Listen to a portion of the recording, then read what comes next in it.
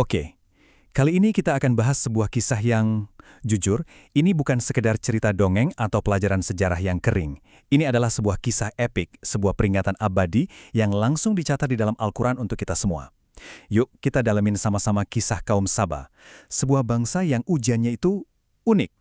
Bukan diuji dengan kesulitan, tapi justru dengan kelimpahan yang luar biasa. Coba deh Anda bayangin, di tengah-tengah jazirah Arab yang kita tahu itu kan, ya, gersang, tandus, Tuhan justru menggambarkan sebuah negeri yang, wow, nyaris sempurna. Dan ini bukan kiasan atau simbol aja loh. Para ahli tafsir bilang ini tuh gambaran nyata. Beneran ada surga dunia di sana yang penuh dengan air, penuh dengan kemakmuran. Nah, dari sinilah kisah mereka bermula. Jadi, di mana sih negeri Saba ini? Lokasinya itu ada di wilayah yang sekarang kita kenal sebagai Yaman. Dan ini bukan sekedar desa biasa ya. Saba itu pusat peradaban yang super makmur. Gimana nggak? Tanahnya subur, kebunnya luas banget, plus lokasinya strategis banget di jalur perdagangan kuno. Jadi kebayangkan, rakyatnya hidup aman, tentram, nggak perlu takut kelaparan atau kekeringan. Nah, pertanyaannya, kok bisa sih ada negeri sesubur itu di tengah gurun? Jawabannya ada pada satu mahakarya engineering mereka. Namanya Bendungan Ma'rib. Ini bukan bendungan kecil loh, ini struktur raksasa yang megah banget.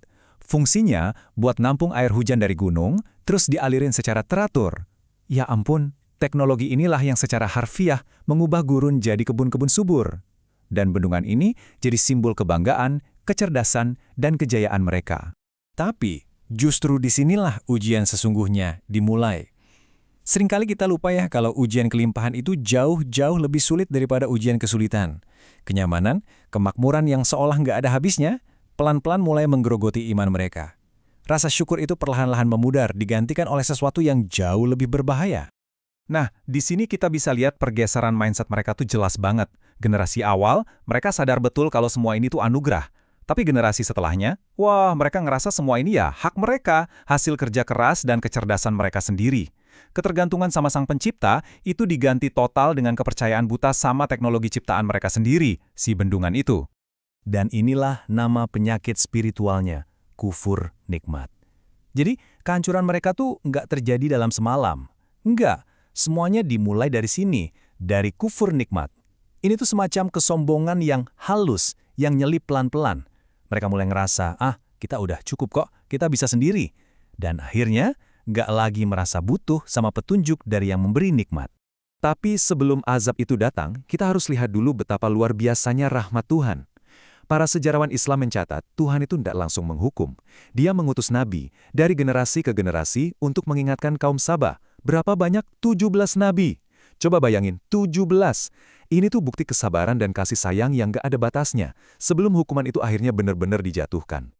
Oke, peringatan yang paling puncaknya, yang terakhir, itu datang dalam bentuk yang beda banget. Bukan lagi ancaman bencana atau apa, tapi lewat sebuah pertemuan. Pertemuan dengan sebuah kekuatan yang jauh lebih besar dari apapun yang mereka miliki. Disinilah dimulai kisah ratu mereka yang terkenal, Ratu Bilqis, dan pertemuannya dengan Nabi Sulaiman. Jadi gini ceritanya, Ratu Bilqis ini bukan pemimpin sembarangan, dia cerdas banget.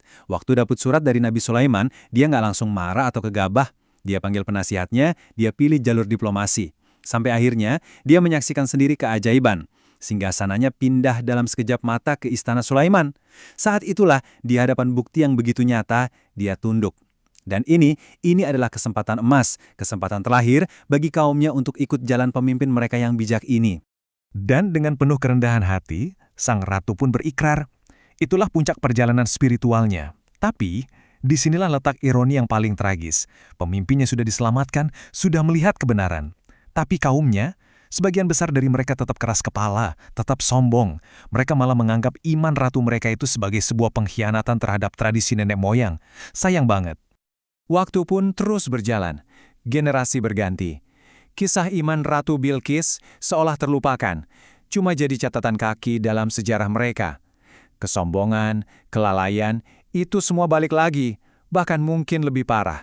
Semua peringatan, dari 17 nabi sampai ratu mereka sendiri, semuanya diabaikan.